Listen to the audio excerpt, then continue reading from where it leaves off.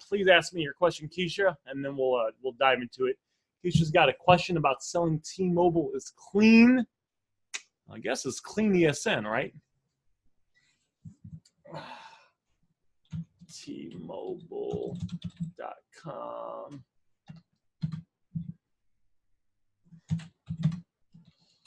T-Mobile device paid off. Let's see.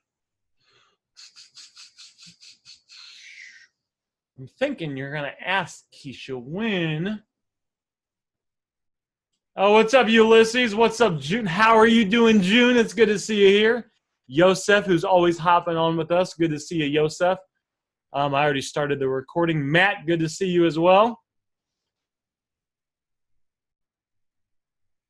So, all right, so Keisha, so here's the thing. I used to work at T-Mobile.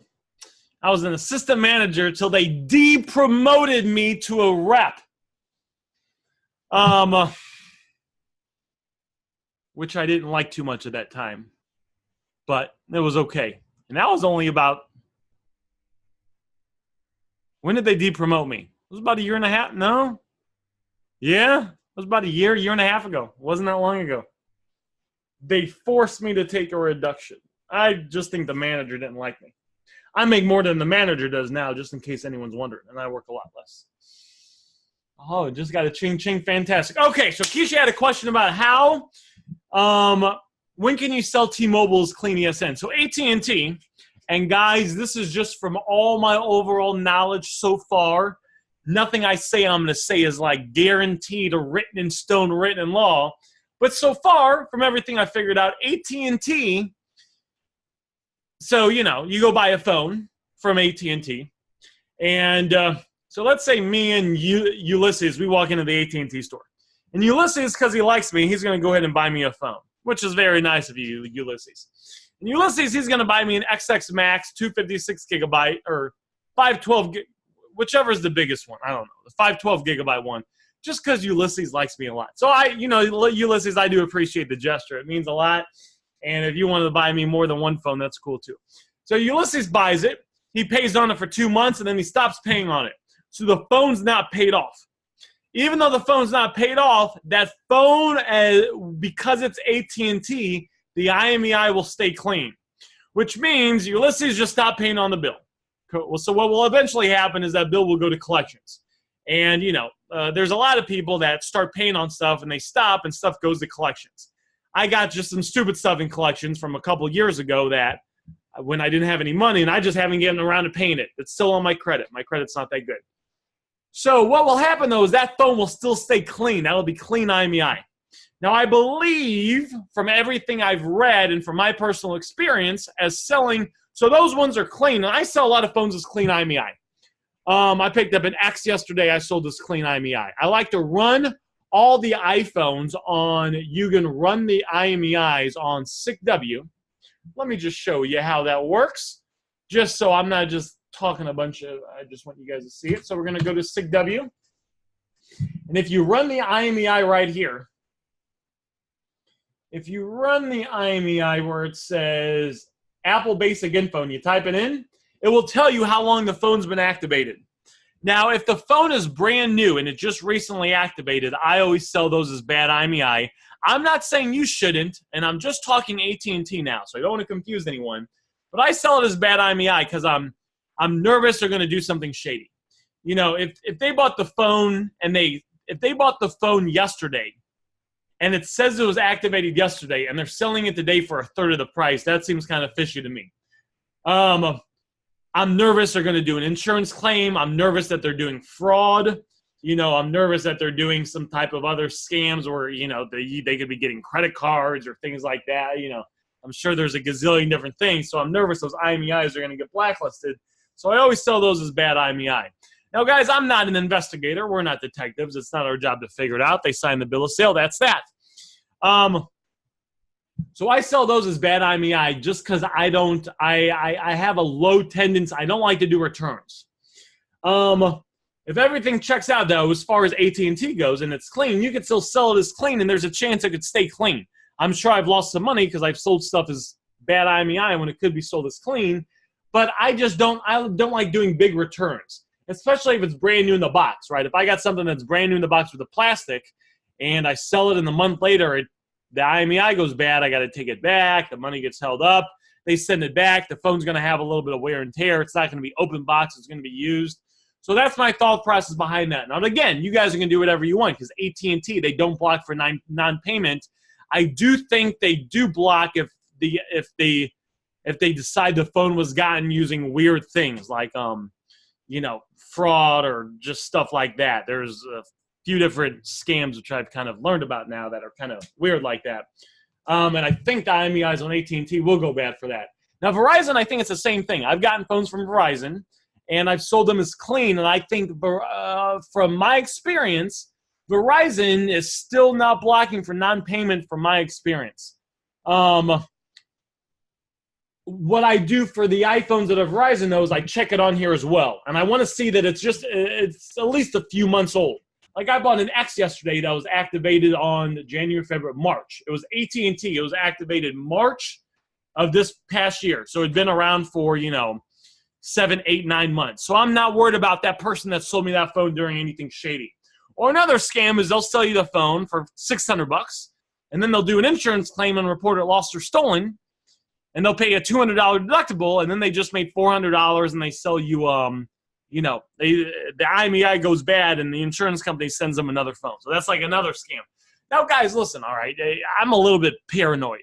Not a lot of people are legit, but there's, of course, some shady people out there, so you got to use your own judgment and kind of take the risk and reward. If you're okay with putting, with selling the newer ones, even if they've just been activated as clean, that's cool, but there's potential you could get a couple more returns than normal. Not guaranteeing, but you could. I mean, I haven't gotten any returns in like the last 4 months. I play it pretty safe. It's all up to you, all right? So sometimes I'll give you stuff that's lost. Sometimes I just kind of give you all the information and you kind of decide what you want. In the beginning, guys, I used to sell everything as bad IMEI, pretty much, except AT&T, because I couldn't even afford a return. Now that I got some money, I'll sell the AT&Ts, the ones that have been around for a few months, if not older, as clean. I sell a lot of those as clean. I sold a couple S9 Pluses as clean just a couple weeks ago. Verizon's is clean. Sprint is always bad ESM because even if Sprint is paid off, the phone could still be attached to an account. And from my understanding, in order for a Sprint phone to be activated, the IMEI can't be attached to an account, so the phone could be paid off, right? So Sprint blocks for non-payment. So if you paid half of the phone and then you stop making payments, they're going to block the IMEI. If the whole phone is paid off, however, the IMEI is still attached to the original account, the phone can't be activated. You have to take the Sprint phone, call into Sprint. They have to take the IMEI number, attach it to an account in order for the phone to work properly, from my understanding of it. And I think that it can be prepaid and postpaid. I sold a phone that was like 5 years old. So I just guessed and said, all right, I think it's paid off. It was like an iPhone 6. I sold it. It was clean IMEI, Sprint. It wasn't attached to an account, but the person couldn't get the phone activated because it was like a prepaid IMEI, and they were trying to activate it on a postpaid account. T-Mobile will block the payment if the phone is not paid off. So if the IMEI comes back clean on T-Mobile, however, the phone isn't paid off, then we still want to sell that as bad IMEI, because if the phone doesn't get paid off, they can block the IMEI in a few months and you can get a return from that. Now, if there's a way to figure out that the phone on T-Mobile is paid off, then we could sell that as clean IMEI. I've tried to find like T-Mobile websites. T-Mobile had like a website. Let me see if I could find it. There was like to where you could check the IMEI, but it wasn't really effective.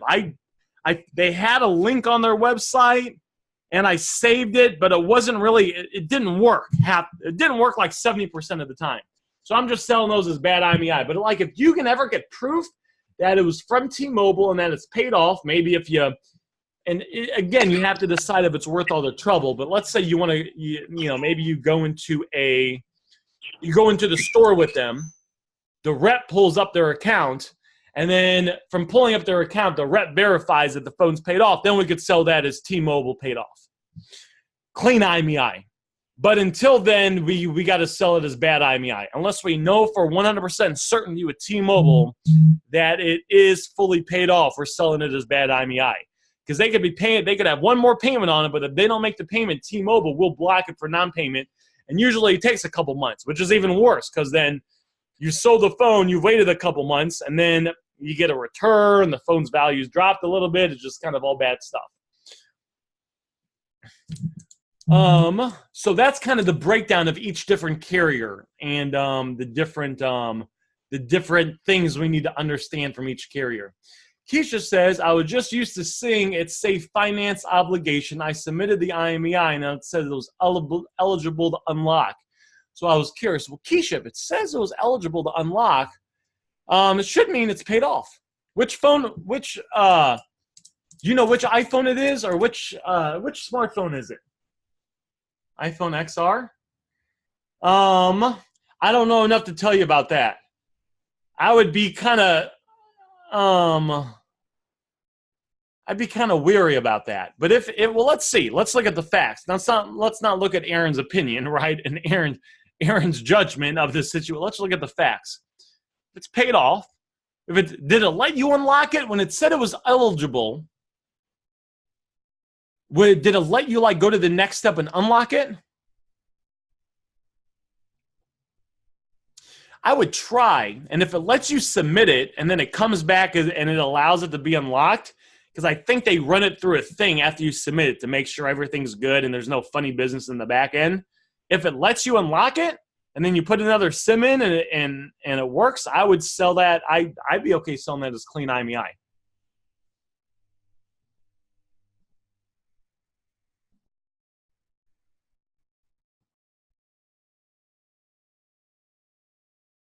So I would try to unlock it. If it lets you unlock it, then I would, once it's unlocked, I'd be okay selling that as unlock clean IMEI. If not, or it gives you any trouble, I'd probably sell it as bad. You could try, to be honest, Keisha, I mean, you could try selling it as clean because it is paid off. If it says it's eligible to unlock, they usually only do that when it's paid off. Usually, not 100% of the time. Sometimes you can temporarily unlock it, but if it's going to let you fully unlock it, unless T-Mobile changed their rules. I did stop working there almost a year ago now, but I would just kind of take that information and do with it what you like, and then you could always try it out.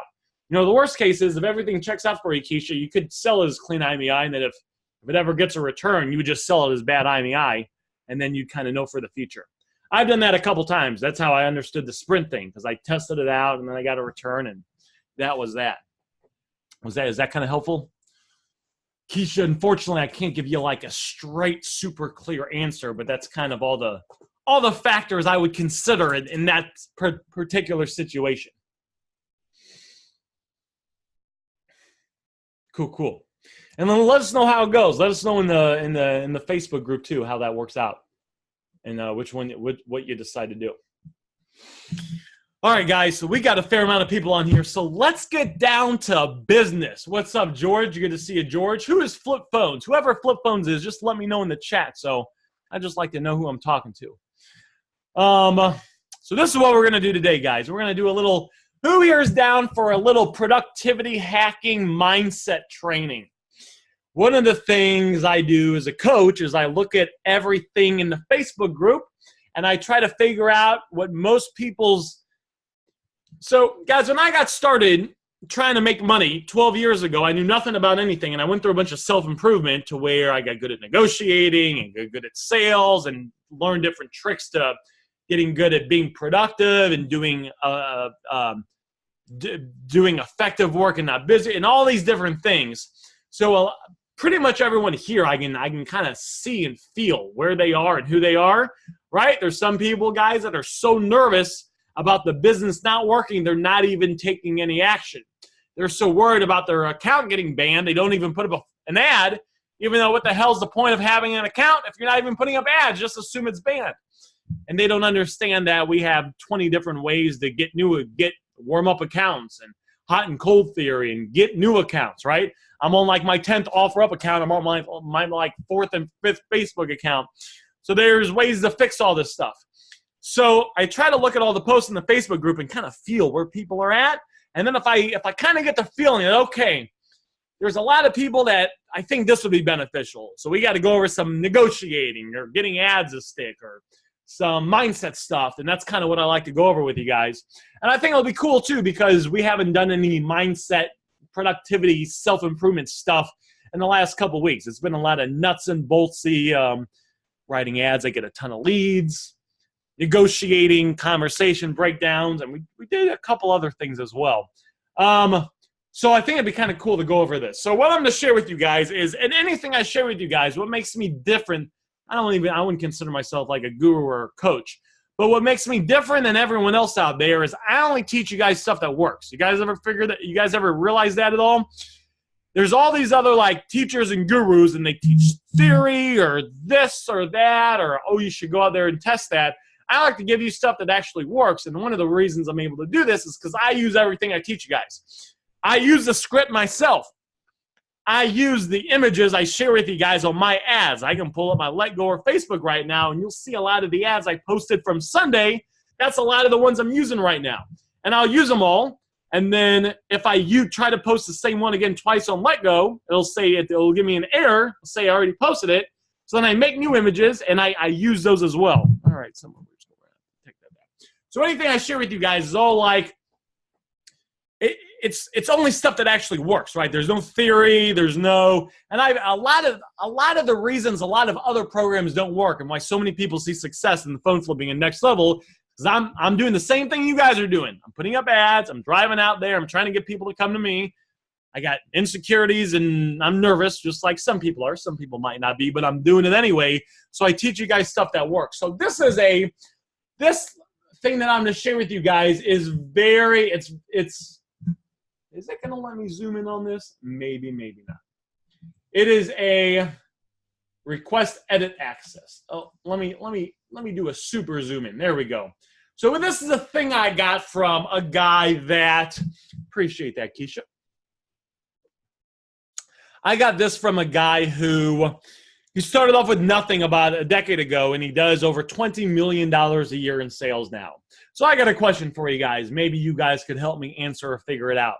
Why is it that we all have the same amount of time in the day? We all have the same 24 hours. So why is it that some people get everything they want in life? They make the money they want, they have the relationships they want, they have the fitness they want. Maybe they even eat the ice cream that they want. And then there's other people that don't seem to accomplish any of their goals. And some people, guys, they don't have that much going on, right? Like you could say, well, hold on now, Aaron. The reason you're able to do this phone flipping thing is you don't got any kids. Your place is small and you don't have a lot of responsibility. But then we got people like David Kosciuszko. David's got a kid, spends a lot of time with his family and his wife, right? Like anyone else watch his stories? He spends a lot of time with his family, but he makes more money than me. So how is that possible? So how is it that there are people, and then there's people you see that start off in bad situations, they're in horrible situations or horrible places, and they learn and they study and they take action, and over a period of time, they get out from these bad situations, being completely broke, not knowing anything, and then they make millions and millions of dollars a year. How is that possible? So the reason, what do you guys think that's possible? The reason for that is they simply manage the 24 hours. The same 24 hours I have, the same 24 hours you have, they manage their time better, and they focus on what's called income-producing activities, and they focus on being productive, not being busy. Everyone is busy, guys. I can go make a Facebook status right now and say, give me a 1 if you're busy, and everyone's going to give me a 1. But then there's going to be people for the last 10 years, their life has stayed the same or gotten worse. Why is that? Because a lot of people are busy doing not productive stuff. They're busy watching Netflix. They're busy, right? Think about it. How many hours of TV or Netflix have you guys watched so far this week? You don't got to tell me, but you just got to think about it. And just know, Aaron Goldstein knows, all right? Look, oh, Ulysses is looking at me. Well, I've watched a little bit myself. Ain't going to lie to you. But I've also been very productive as well. Guilty of that, says flip phones too much. None, says Keisha, right? And they're probably right. There might be a reason, guys, where Keisha went from $3,000 to $20,000 in 2 months. Might be a reason for that. So what a lot of people do is they do busy stuff, or like I'll be hanging out with someone and the light goes out and they'll be like, oh, I got to stop what I'm doing. They go to the store, they get in the car, they drive 15 minutes to the store, they walk around Walmart. Instead of buying a light bulb, they buy a light bulb and a bunch of other stuff, because that's what we do when we go to Walmart. And then they go home, they screw in the light bulb, they're like, task complete. So stuff like that, you gotta be aware of stuff like that, because stuff like that can feel good. It feels good when you do that. It feels good when you accomplish that task.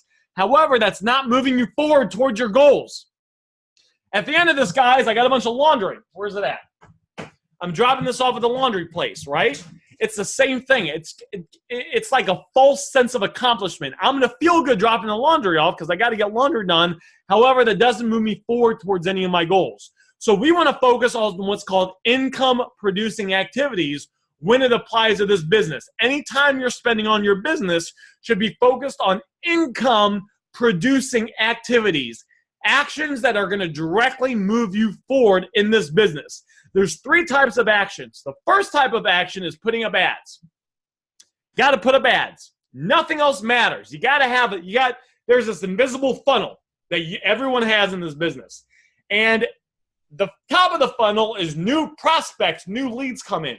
And they come in and then you get them. And then you start negotiating with them. And some of them will stop as they go through the funnel. Some of them will keep trickling through and they keep going through till you get phones. Well, you can't negotiate with them. You can't appraise the items. You can't go for the meetup unless you got a lot of people to talk to. And you got to have 20 plus people to talk to a day.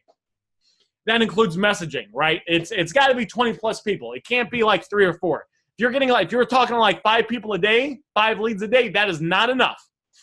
That's not enough. A serious phone flipper gets 20 plus leads a day. And you do that by posting ads on all the platforms daily.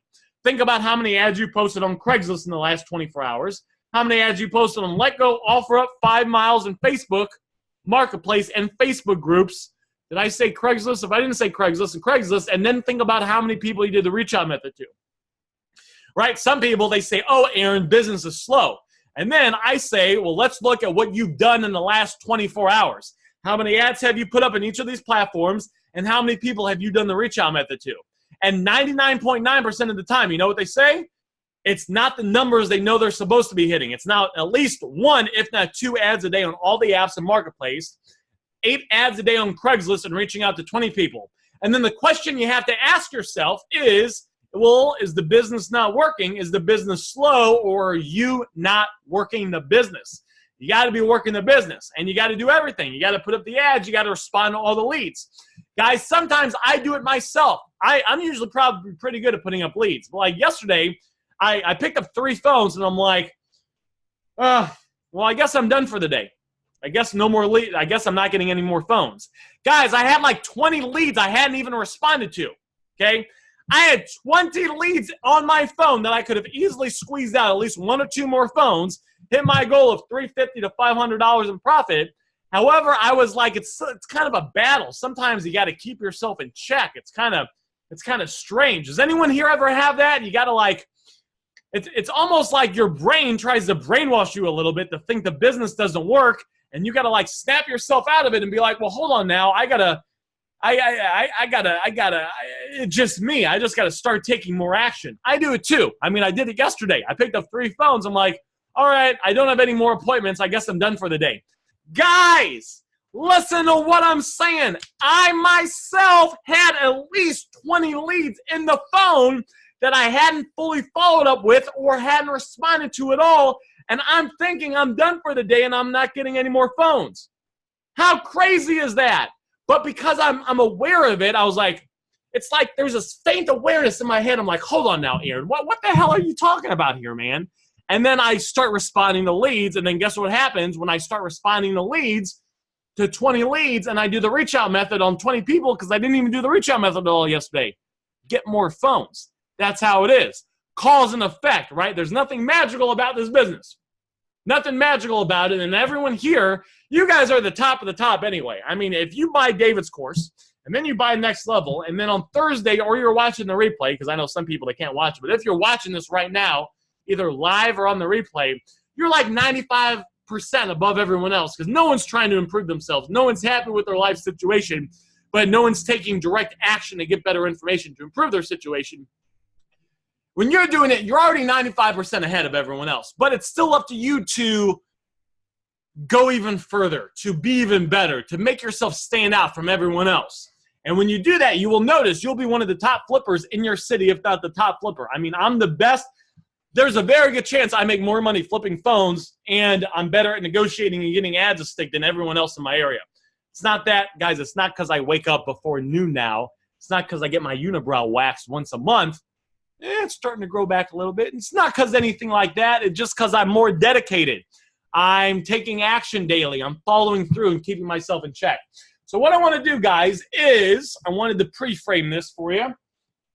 And then what I want to do is I want to go over this power grid with you guys. So what this power grid is as we're going over this, I want you to think, how does this apply to my life? And this is a chart, right? Anything I share with you guys, I like it to be interactive. So I will share this chart with you and you can print it out.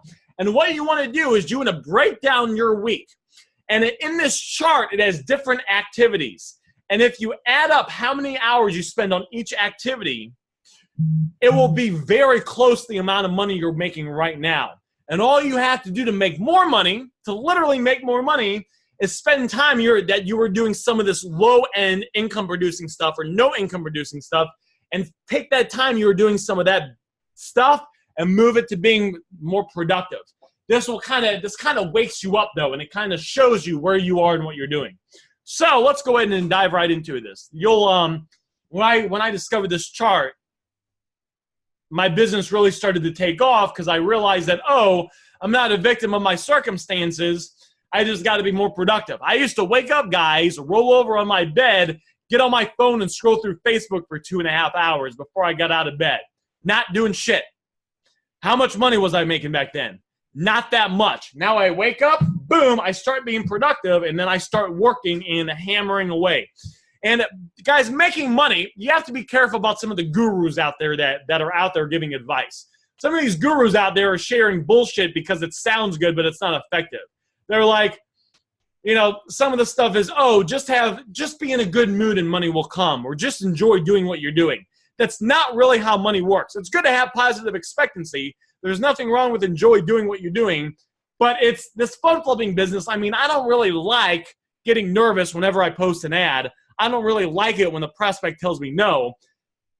And I'm not even really ever in a good mood. I'm just kind of in a stable mood. And sometimes I'm in a pissed off mood. However, there's no correlation between that and making money. Like, you can be in a bad mood. Guys, a lot of times I meet up with people and I'm still surprised that I get phones for the deals that I get them. I bought an X yesterday for $380 that's selling on eBay for about $610 now. As I'm driving to meet up with her, I'm in my head, I'm having doubts and I'm nervous. I'm like, this is just too good to be true. There's no way. There's going to be an issue with the phone. It's going to be bad IMEI. It's going to be crack, right? I met up with her. Everything was good. I got the phone. Everything was fine. It was actually in very, very, very good physical condition. So you can still have doubts. You can still be in a bad mood. You don't even really have to. I didn't really have positive thinking then. I had negative thinking. I was thinking negative. Just do the actions anyway. As long as you're taking the right actions, that's how you're going to make money. Give me a 1 in the chat if that makes sense. There's just a lot of people out there that they don't want you to improve yourself, so they tell you what they think you want to hear, and then you're like, oh, everything's good. I mean, if you're the type of person that's not motivated, it's not good at negotiating, that is bad with their time, you're never going to get rich like that. You got to acquire different traits. You got to become the type of person that makes a lot of money, and then you start making a lot of money. The good news is everyone here has the ability to get new traits. Your traits aren't your identity.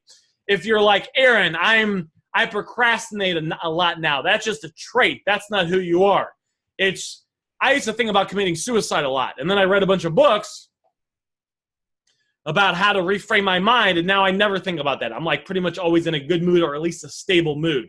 So any traits you have that aren't directly benefiting you for you getting the things you want in life, you can take out those traits and you can replace them with other traits. So everyone here has the ability to do it. I mean, if I did it, guys, I'm no one special. You have the ability. Even if you look at the place I'm living in right now, I'm still not living in that nice of a place. I got some money saved up now. I got over 75 grand saved up now, but it's So I could live in a newer place, but it's okay for now. All right, so let's go ahead and talk about this. So, guys, before we even, let's see, can I make this any bigger? All right, that's as big as it's going to let me make it. Can you guys all see this all right?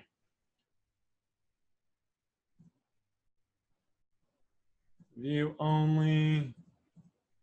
Oh, can I make this even bigger? Huh. All right, give me a 1 in the chat if you can see this column clearly, hopefully at least. I tried to zoom up. If you can just read these words and it's clear. All right, cool. All right, fantastic. So guys, before we dive into, before the first category, the worst category is negative $100 per hour activities. These are activities that they don't make you money. You don't break even. You actually lose money on it. Number 1 is drinking alcohol. Number 2 is smoking weed. Number 3 is eating fast food. Number 4 is hanging out with negative people. We have worrying about what people think of you, avoiding problems that need fixing, breaking promises and letting people down, doing stupid stuff. So I want you to think about each of these and think about how could this actually be taking money from you. So let's look at hanging out with negative people. So let's say that you want to try this eBay thing. And everyone that tries the eBay thing, the phone flipping thing, is nervous that it's not going to work out. They're nervous they're not going to make any money or be able to have a business with it. I'm like that. Everyone in the world is like that. Everyone in the world has the same insecurities. So you're already a little nervous that this business isn't going to work. And even if you've been getting phones, you're still nervous that the business, I wake up every day a little worried I'm not going to get any phones, right? That's how it is. You start hanging out with negative people. Now, the problem with hanging out with negative people that aren't doing shit with their life is they don't want to see you be more successful than them because that's a reflection of what they could be doing. So they will try to drag you down. And they'll say stuff like, hey, you know what, June? That phone flipping thing, that ain't going to last. Why would someone sell you a phone when they could sell it on eBay themselves? Eventually, the market's going to get saturated, and you're not going to be able to make any money. Even though, guys, people are lazy and they don't want to deal with selling it themselves. They want quick cash. Even though people have been buying electronics for over 10 years, I'm not worried about in the next 6 months the market magically getting saturated. In fact, it's only going to get better as there's more technology. Back in the day, there was just phones. Now there's phones, tablets, laptops, smartwatches, all sorts of stuff. So and we have the apps that we didn't even have about a year ago. So it's even easier now to make money than it was before. So we have all these things, but you hang out with negative people and they start telling you that, what do you think you're going to do? You think you're going to keep taking action, or you think you're going to be like, you know, they're right. They're probably right. I should probably just give up on this phone flipping thing. I was nervous it wasn't going to work anyway. I might as well just go. Why do I take my car to get an oil change when I can just do it myself, says Matt. Yeah, absolutely. Just easier to have other people do it. So hanging out with negative people, because it will start to pull you away from what you desire and what you want. And you should go after and get the things you want in life because it's your life and it'll make you feel good, right? You know, there's nothing wrong. I'm happier now than I was a year and a half ago when I was broke working a job. When you get the things you want in your life, it makes you feel good. Don't let these people kind of brainwash you and tell you it doesn't. When I went to work, I still tried to make the best of it. I was still friendly to people. But at the end of the day, I was like, I'm in this box and I want to be outside. In the daytime, I want to be at the park. I don't want to be broke. I want to be living. Drinking alcohol. How could drinking alcohol or eating fast food be negative $100 per hour? Well, let's think about it. You put bad stuff in your body. Your body's like a machine. And if you start to put bad stuff in your body, anyone here ever eat a lot of sugar and it makes it hard for you to think, or you get tired and you sleep a lot, or you get sick? See, some people, guys, they get sick and they're like, oh, I just caught a bug. Well, maybe you caught a bug. But if we look at your diet and you're like smoking weed every day and drinking alcohol every day and eating fast food McDonald's every day, we're not necessarily putting the best fuel in our body to keep our engine running. If we put bad oil in the car, it's not going to run. If we put bad oil inside you, it's not going to run. We got to put good stuff in our body. And when you eat healthy food, it makes you focused. It gives you energy to work towards your business. So these things are negative $100 per hour activities. So just think about this and think about, and I'm going to be kind of hard on you guys, and then at the end, I'm going to kind of wrap it up and kind of even it out. But just think about, in the last 168 hours, how many of these things did you do? And how long did you do it for, right? Did you have one drink, or did you get really drunk and you couldn't focus for 3 days? I had one drink. Now, guys, I'm not perfect either. On Friday, I had one drink. Now, I'm like a lightweight because I don't drink that much. I had a cranberry. I'm over 200 pounds. I had a cranberry and vodka, so like one shot, and I was literally hungover for like 2 days. I couldn't function at all. So because of that, I lost at least $500 because instead of getting phones, I'm trying to just like think throughout the day. But I self-corrected and I said, all right, Aaron, we got to start being healthy again. We got to get back on track. So every now and then you mess up, but you can, when you're aware of this, the power is you realize it's negative $100 per hour activity and you can get yourself back on track. So give me a 2 in the chat if this column makes sense. And you've kind of analyzed how much time you've spent with this in the last 7 days. Another big thing is avoiding problems that need fixing, right? So if your ads aren't sticking on an app, that is a big problem. That's costing you at least $100, if not more, right? So what you could be worried that the ads are never going to stick, and then the fear stops you from posting an ad, or you could get another account by renting it. So now you have a couple accounts. You could watch all the videos in Aaron's back office with next level phone flipping about how to get ads to stick, and you could start testing stuff out. And some of the stuff you test out is not going to work. Some of the ads will not stick and they'll get removed. You might even get an account banned or two. However, by doing it over time, you can fix the problem, and then that will start making you a lot of money. I mean, just think about it. If you have a platform that you could get, let's just say 5 leads a day, just an extra 5 leads a day on, if you just get that figured out, an extra 5 leads a day is 35 leads a week. That's at least a few phones a week. That's at least $1,000 in profit right there. I mean, 35 leads. Let's say we only get 2 phones from that, worst case scenario. Each phone we're making $75, right? So average, nothing crazy, right? I'm using watered down numbers. That over the course of a month, that's an extra $600 in profit. And these little things matter. I was doing $30,000 a month. Now I'm doing $40,000 to $50,000 a month because I'm always fixing these little things. I'm testing out little things. I tested out a bunch of stuff on Letgo that didn't work, but then I figured in addition to posting in electronics, I could post in services. And Keisha then comes on and tells me I can post in pretty much any service. So I try that and I get even more leads. And then I post in the free section and I get a few more leads from that. So everything just keeps compounding over and over again. Matt says, what books have you read to reframe your mind? What to say when you talk to yourself. What to say when you talk to yourself. Fantastic book. That and meditating is just good. You just go watch a YouTube video on how to meditate. So that's negative $100 per hour activities. Now we got $0 per hour activities. So this isn't going to, like, this stuff right here is bad. We need to move away from this column as fast as possible. No worries, Matt. You're welcome. This is just not productive. So 0 guys are watching Netflix, right? When you watch Netflix, you're not really, you could watch Netflix for 3 hours, but then you could put down Netflix, pick up your phone, and get to work. If you got really drunk, you're not going to focus for a couple days. So you might not be able to, this is why this is negative 100. Checking Facebook and Instagram, right? Think about it. Does anyone here ever just scroll through their Facebook watching the cat videos? Guys, why are you watching the cat videos? The cat videos are cute, but they're not going to make us any money. Watching YouTube videos, playing video games, following other people's lives, right? Going through the Facebook stories. Ulysses says Tinder. Well, Tinder's not going to make you any money, but there's also a balance. Which let me remind you, talk about the balance. Balance at the end. So this is negative $100 per hour activities. Or I'm sorry, this is 0 per activities.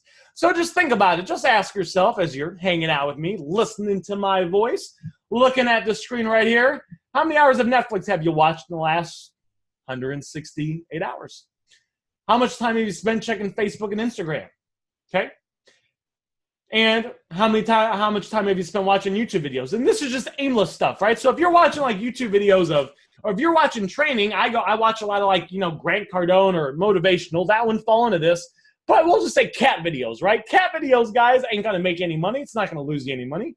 playing video games, following other people's lives. There's some people that are all caught up with everyone's life. They're scrolling through their Instagram and their Facebook story and they're watching their stuff. Guys, be a little selfish. Focus on yourself, right? Guys, I'm thinking about myself a lot. I'm a little selfish, right? There's nothing wrong with that. No one's going to look after you more than you. So look after yourself. Make sure you're doing the things in life that make you happy so you can live the life that you want to live. Then we have $10 an hour per activity. So now we're going to start to try to make some money. $10 per hour activities, running errands. Running errands is something that needs to be done, but it can be calculated. So if the light bulb goes off, like we talked about, instead of stopping and rushing and fixing the light bulb, wait till, maybe once a week when you go buy groceries. Then when you're at the grocery store, then buy the light bulb and then drop off the laundry. So try to condense what might take 5-6 hours a time and make it more productive. Just put it in 1 or 2 hours a time. Eventually you get to a point, by the way, to where your time is worth, as you're going to see, hundreds or thousands of dollars an hour. And that's why you see a lot of rich people that get this stuff automated. They get someone to cook for them and go grocery shopping and do their laundry. Because it's nice to have this stuff done for you and it feels good. Remember, there's nothing wrong with feeling good and living a nice, convenient life. But B, a lot of them also understand this. Buying groceries, trips to any store, cooking meals, cleaning, doing dishes. Again, some of the stuff has to be done, but it can be condensed. And instead of cooking one meal at a time, we could cook more food and have multiple meals to warm it up. Attending meetings or phone calls, mowing lawn, household maintenance, replying to emails, social messages, customer support, answering your phone or text, editing your website, spelling everything perfectly, cold calling, or following up. So some of this stuff, guys, is needed, and some of this stuff will make you a little bit of money. And some of this stuff for our situation could be could be moved to another category. Like following up's a good thing, right? I would say that might be worth a little bit more than $10 an hour. Not all these things are 100% set in stone. But you see why we're getting a little bit more productive here. Some of the stuff is needed, but we can condense it. And other stuff, customer services and especially following up could be a good thing. Spelling everything perfectly is also analysis paralysis. This is also just having everything done perfectly. It's better to just do it, commit now, and figure the rest out later and just start taking action than spending a whole week trying to figure out the perfect ad to post on Letgo or the perfect ad to post on Marketplace. Go through the training in the back office, watch that hour video, or just watch the replay from Monday's group chat, right? And then just take action off that. Just commit now and figure it out as you go along. That's how people are successful. And in some industries, this is not the case, right? If you're doing open heart surgery, you probably don't want the guy to be like, all right, I watched an hour YouTube video on how to do open heart surgery, and now I'm going to do it, right? If I'm going to be Dr. Goldstein and I'm performing open heart surgery on Michael, you got nothing to worry about. I watched a YouTube video. I listened to a podcast. I bought a $7 ebook on how to do open heart surgery. Michael, you're in good hands. Michael probably might not let me perform open heart surgery on him. Or building a rocket, right? Let's say I'm going to build a rocket to go into the moon. It's the same thing, right? I probably want more than an hour YouTube video and, maybe a $7 ebook and a podcast. But for business, it's okay. Business does not have to be perfect. And some of us are brought up in industries to where everything has to be perfect.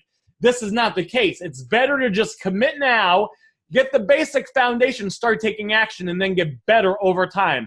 I'm sure if we ask Keisha on here, who went from $3,000 to $20,000 in 2 months while working a full-time job and getting off at 11 or 12 at night, no excuses, and being a real estate agent, no excuses, I'm sure she would tell us that not everything was perfect, but she just started taking action, and she got better over time, and I see her coming on these chats with us, these twice-a-week group coaching calls.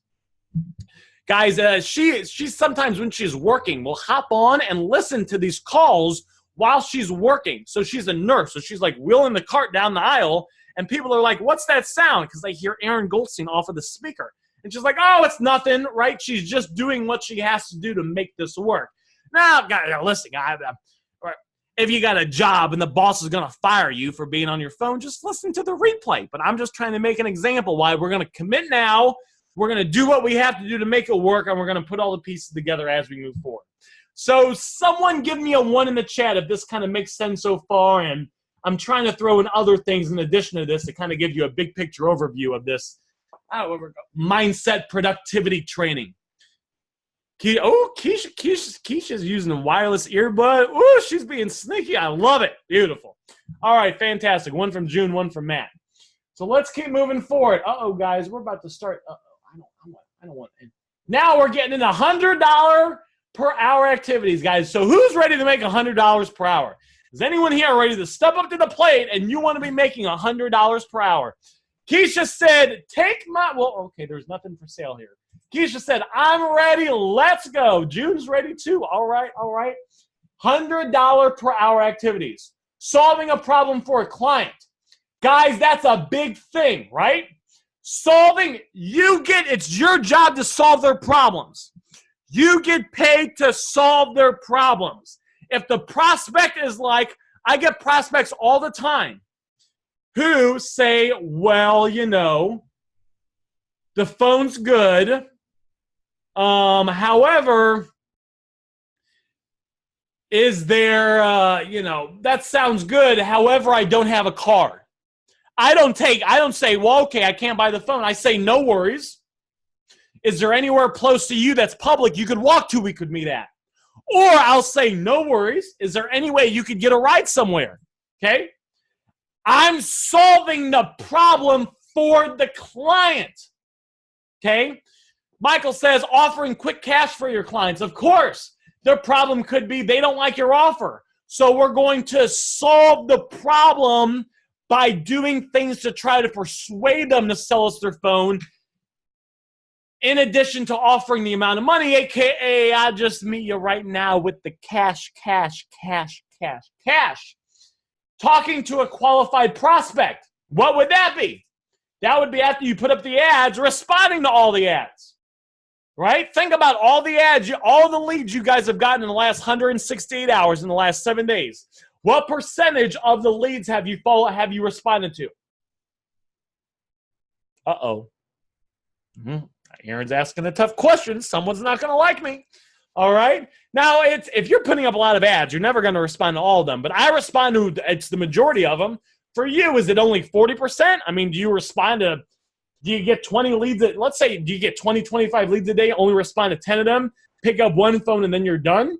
Well, if you just focused on talking to more qualified prospects and making offers, you think if you spend an hour doing that diligently, you'd get at least 1 or 2 phones that might make you a good $50, $100, $150 an hour, $150. What do you guys think? Let me know in the chat. Spend more time talking to qualified prospects, spend more time reaching out to people, spend more time negotiating and staying in the conversations. You think you're going to close a few more deals that might average out to around $100 per hour. Absolutely. Writing emails to prospects or clients. Well, we're not going to write emails to prospects or clients, but what are we going to do? We're going to reach out to them doing the reach out method. All this stuff can be applied directly to what we're doing. PPC campaigns. This says managing advertising campaigns. What would this translate to what we're doing? Managing advertising campaigns. That would be posting ads. That would be getting more accounts to post even more ads to. Outsourcing simple tasks. So when you get to $100 per hour and you're making a lot of $100 per hour, it can be good to start to outsource stuff. I got a guy that posts all my Craigslist ads, right? Eventually, I was working on someone. I was trying to train them from OfferUp. It wasn't working out well. I still paid the VA, but it wasn't working out well. But I'm trying to manage everything, right? I want to eventually get to a point where all the ads are managed, and I just wake up the leads, and I just have to respond to people. Outsourcing simple tasks. So if you start making a lot of $100 per hour, what you can do is on the previous step, you can start to get people to go to the store for you. You can start to get people to clean for you. That's a $10 hour per activity, which will free up more time to do this. Now, if you're like, Aaron, I'm dead broke, well, we're going to do baby steps. When I got started, no one was doing my ads. I was doing my ads myself. But once I got to the point where I was making enough my activities and I had enough money coming in from $100 per hour activities, Then I got it automated, right? Then I started to outsource some stuff. Creating best practice documents. So again, that 4-part process that I have and I post in the Facebook group all the time, 4-part process. Remember the 4 steps for doing $10,000 to $20,000 a month on eBay? That would be a best practice document. Posting content on social media, this is just advertising.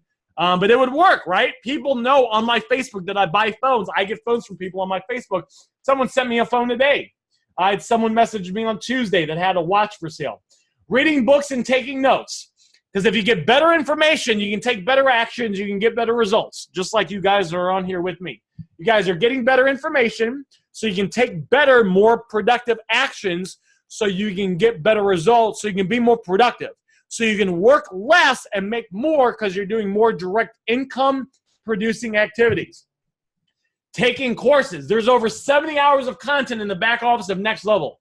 There's only one person that's gone through all of the training in the back office of Next Level, guys. You want to know who that is? Well, that's me, because I'm the one that created it all. And I'm the only one I knew that does about 50 grand a month, because I got all the information. I'm practicing the slide edge. I'm getting a little bit better, a little bit better, a little bit better. Guys, you have everything you need. Everyone here has the ability to make at least $1,000 a week in profit from flipping phones. I guarantee it. Everyone here has the ability to make at least $1,000 a week in profit from flipping phones and electronics, if not closer to 2. I just don't say 2 because some of you guys will not believe me. But everyone here that's watching this can make at least $1,000 a week in profit, but it's up to you to go through these things. It's up to you to solve a problem for a client. Talk to prospects. Do the reach out method. Write emails to prospects. Reach out to people. Manage PPC campaigns. Post your ads. Post content on social media. Read books and taking courses. So this is a $100 per hour activity. So, I like to always get feedback. Give me a 1, guys, if this makes sense. $100 per hour activities, and you see the exact activities now that we need to be taking to make you more money. I got a 1 from 1. I got a bunch of 1s from Keisha. Got a 1 from Mr. Michael. Fantastic. Let's keep moving for we're about to go to the big stuff. $1,000 per hour activities. Planning and organizing your day. Anyone here ever had a day and at the end of it you're like, wow, what happened to the day? That's because we were busy doing busy work and not productive work. So by making a plan and executing that plan when we wake up, aka if you look at my sheet, it's pretty much the same thing, guys. If you were to hang out with me, I do the same exact thing. I wake up, sometimes I meditate, sometimes I don't. I always write down my goals. Sometimes I visualize, sometimes I don't. And then, though, I always post ads. I always respond to messages. If I have certain people I'm supposed to follow up with or meet that day, I will have their information written down, and I will message them, hey, what's going on? Just confirming we're meeting up at the Dunkin' Donuts at 2 o'clock. Yep, all right, sounds good. See you there. This will make you more productive so you can it'll feel like you're getting more done at the end of the day.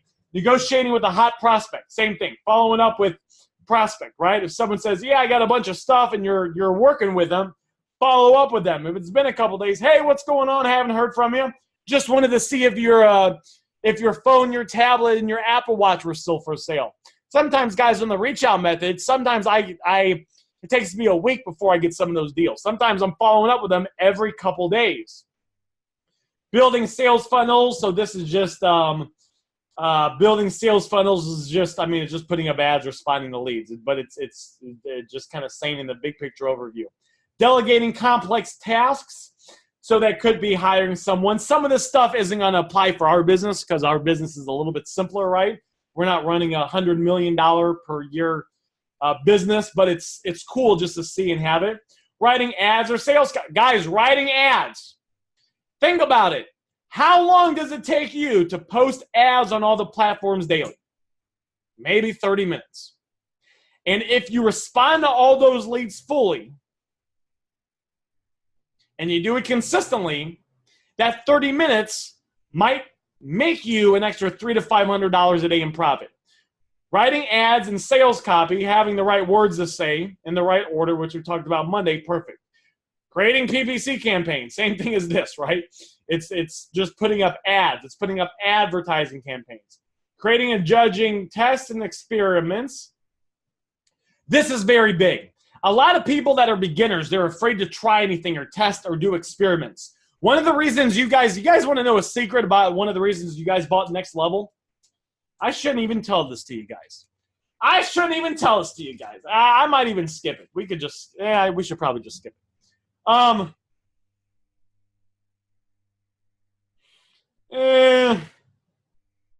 Oh, Taylor says, come on. Taylor, you don't want to know. You don't really care, do you? Taylor wants to know. One of the reasons you guys bought Next Level is I had solutions to problems that you had. The reason that I had those solutions is because I tested stuff. I created different tests for getting ads to stick, for example. I tested that stuff over and over again, and I tested it with everything I knew. Before I did this, I used to be a club promoter, and I had 110 different Facebook accounts I was managing that I was using to promote on. So I had a very good understanding of how to get around certain things. So I took that experience and just kind of applied it to this. So I would create experiments based on those things. Then I would judge those tests, and I would say, all right, nothing stuck. But let's look at that. I wouldn't just freak out. I would say, let's look at what didn't work. Maybe the title didn't work. So now let me try a different title. Maybe the title worked. Maybe the title stuck and the image stuck, but I wasn't getting any leads. So I said, okay, now I'm going to keep the same title, but let me change the image. So it would be very strategic. I wouldn't freak out. It was coming from a place of calmness and a place of logic, not a place of emotion. And by doing different experiments, I got stuff to stick. And that became very valuable because not only was I able to, double, triple, quadruple my business, but other people were interested in it as well. Building and testing systems and machines. Same thing. Guys, exercising, sleep, and relaxation. Has anyone here ever worked out? Maybe you went to the gym and you ate really healthy for just one day. We're just going to say one day. You ate really healthy for one day. You exercised really hard. I mean, you were going to die at the gym, but you made it through. And then you felt really good. Has that ever happened to anyone here? Give me a 1 in the chat if that's ever happened to anyone here. You felt really good. You had a lot of energy, and you were able to focus on tasks and get shit done. Taylor says, I work out every day. I won from Matt. Guys, this matters. There's this thing, there's this thing I was reading where it's like they looked at all these multimillionaires and they compared them to average people. And one of the traits multimillionaires did is a lot of them are healthy. A lot of them exercised a lot. That was very important to them. Not all of them, right? And none of them were, professional bodybuilders looking like Arnold Schwarzenegger, the Arnold guy. Or who are some of these other guys? Some of these guys right now. They're not looking like that guy Rich Piana that used to look like before, he's not around anymore. Ronnie Coleman says Taylor. But we don't need to look like this, like these guys, right? But we're taking care of ourselves. We're taking care of your body. This is very important. Guys, I was at the gym earlier today. Hanging out with smart people. Meditating. A lot of rich people talk about meditating, guys. When you meditate, it reduces any anxiety you have. It makes you feel more at ease. And when you meditate a lot, which I don't do anymore, but if you meditate a lot, you almost get to a place to where the space inside yourself is more real than the outside. And when you get to that point, outside circumstances don't affect you emotionally as much, which allows you to be really logical, allows you to take a lot of action because you care less. And if there's an issue, it allows you to stay really logical in solving the issue and moving forward. A lot of people, when they have a problem, they try to retreat and pull away. If you're meditating a lot and you're really peaceful, you don't get pissed off as much, so you can stay logical, and there's more stuff that's done in logic. You'll hear a lot of scientists, they say they have breakthroughs whenever they take a break, or they're trying to do this experiment and they take a break. It allows their mind to become peaceful and be more creative. Well, you can, and we could literally have a seminar on this, but you can literally shorten that process of getting creative thinking by meditating. Because it just puts you in more of a peaceful state. Yeah, it's really powerful. And a lot of rich people, guys, meditate. If you guys look up rich people, there's a lot of rich people that meditate. The guy that created this chart, he's like all business. He's all in the nitty-gritty and looking at facts and stuff. I believe he meditates every day. You can hear it when he talks. You can hear it. You can hear the calmness and peacefulness in the way that he talks. And he takes on big problems and solves them with ease because he's very calm, because he keeps his mind and his body calm and his emotions calm, because he meditates a lot, and meditation does that. If you just try meditating a day, every day for 30 days, and it'll change your life. Like it's really powerful. I need to do more of it. There's a lot of billionaires that meditate too. His name's Sam Ovens. He's got really good stuff on YouTube. If you just scroll through some of his stuff, he's got really good stuff on YouTube as well. Just good videos to watch. Guys, $10,000 per hour activities. Creating and improving your products. Creating and improving your offers, right? If you can get good at your offers and you can go from getting 1 out of 20 people to say yes to 3 out of 20 people, that's going to make you a lot of money. And a lot of times you've already gotten to the point with them already. A lot of times it's just saying a few extra words or a few extra lines to get them down in price.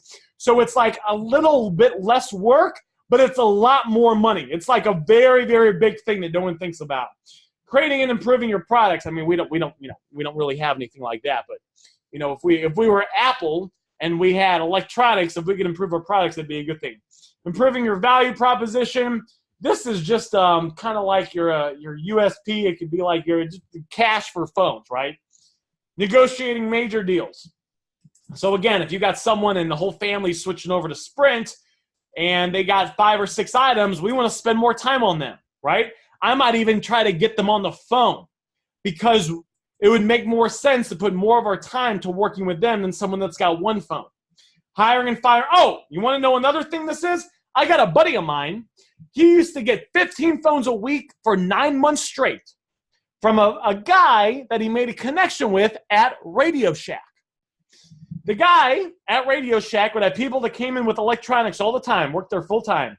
The guy would just give them lowball offers, get some of the items, and once a week meet up with my buddy and sell him literally all the electronics, 10 to 15 electronics a week. Major deals. And you could negotiate. I mean, you could walk in there. You could talk to people when you're out and about. You can walk into pawn shops and talk to people, but making connections like that. And he said all the phones he bought, guys, were clean IMEI. He sold them all as clean IMEI. Wasn't doing anything funny. And I'm sure, if the guy was stealing stuff, he would have gotten caught and not have been working there for 9 months. But negotiating major deals. Hiring, firing team members. This is really important if you have big businesses. One of the biggest issues big businesses have, just so you know, is they try to keep employees around that need to be cut. The correct formula is the like hire fast, and then if there is an issue, try to work it out. But if they're not working, get rid of them. A lot of employers have a mindset that they're afraid they're not going to find anyone else. It's almost like a marriage. They're afraid they're not going to find anyone else better, so they just stick with someone that needs to be cut. Establishing values and culture. So what's important to you? Selling to qualified groups. We sell on eBay, so public speaking to qualified crowds. This would be to generate leads. We don't really need to do that. Cutting costs. This is a big one. Reflection and honest self-analysis.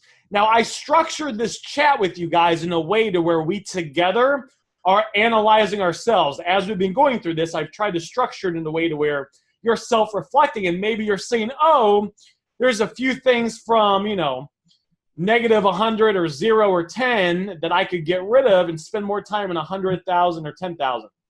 Now let's get to the big one. 100,000 per hour activities. Capital allocation and decisions, salary and incentive decisions. So this doesn't really apply to us. Maybe if you guys are interested, just so you guys know, like, who's that guy? Who's that guy that buys all the things? And Warren Buffett. So who here has heard of Warren Buffett? Okay, guys, it took me 20 seconds to remember his name, so it's not like I remembered it right off the bat. One from Mr. Matt. So when Warren Buffett, what does Warren Buffett do? This dude goes in and he buys companies. He buys companies. That's what he does. So he's buying big companies. That's like big boy, big money right there. And when he buys these companies, sometimes what he does is he lets the companies run themselves. If they're doing good, a lot of times he will let the companies run themselves. So he won't, what I mean by this is he won't change, like, sometimes he'll make little tweaks, but a lot of times he won't change the structures they have or the products they're selling. He'll keep all that the same. But the number one thing he focuses on is salaries and incentive decisions. Who gets paid what? What incentives can I put into place to make the team perform better, which will overall make the company improve? Restructuring decisions, right? And you might have to do this with your business, right? Restructuring decisions. Are you being as productive as possible? Could you be posting more ads? Could you try to start getting people to come to you? In the beginning, guys, I was nervous I would lose deals. I would drive to people. Now I still drive to people, but I get 25 to 30% of the people that come to me, and it's great.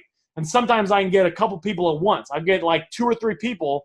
You guys might have seen a couple weeks ago, I had 2 different people come to me at the gas station by me. So I drove 5 minutes. I spent 10 minutes with one person, 10 minutes with another person. I drove home. I drove home with like 3 phones, and I made like $600 in profit in like 35 minutes. It was great. Establishing long-term partnerships might not be, some of the stuff that might not be applied to our business because our business is a little bit more simple. But, if you could establish partnerships with people that can get you phones or other hustlers out there, or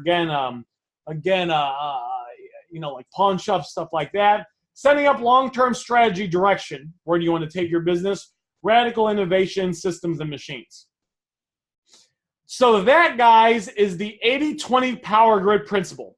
And what most people do is there's the 80-20 rule, which means most people spend 80% of their time doing this stuff and only 20% of their time doing $100 or more per activities. So if that's most people, that means that's good news for us, because that means if 80% of our time is spent doing this, if we just spend a little bit more of our time doing $100 plus activities, we'll make a lot more money and our business will skyrocket. Now, what I want to do is I want to just I guess caveat it. Is that the right word? I'm not 100% sure.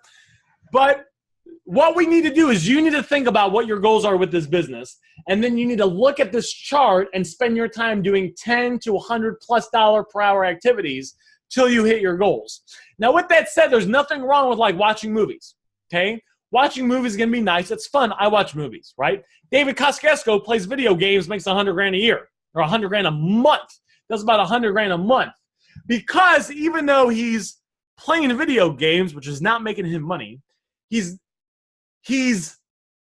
spending more time than the average person doing those $100,000, $10,000 per activities. So he's being more productive. So, it's like, I'm going to go, sometimes there's this gym, guys. It's like a half an hour away, but it's like fancy. So I like to go there and work out because they got the fancy stuff and everything's nice. It's all pretty. Driving there is not productive, but I drive there after I've done the $100+ per hour activities. So like, I've gotten all the phones, I've hit my goals for the day, I've spent my time doing those big money income hour activities, and then I'm relaxing. I wanted to set this up in a way to where I make about $10,000 a month, but I still have time to relax. I could probably make $15,000 a month if I wanted to in profit, but I'd be working more, and I kind of like working about 30 hours a week. So you got to have a balance, right? I'm not saying 16 hours a day you should be doing $100+ per activities. All I'm saying is to evaluate where you are and what your goals are and see if we can start spending a little more time that we were spending doing -$100, $0, or $10 per hour activities, and spend some of that time allocated to doing the $100+ hour activities. So give me a 1 in the chat if this all makes sense to you guys.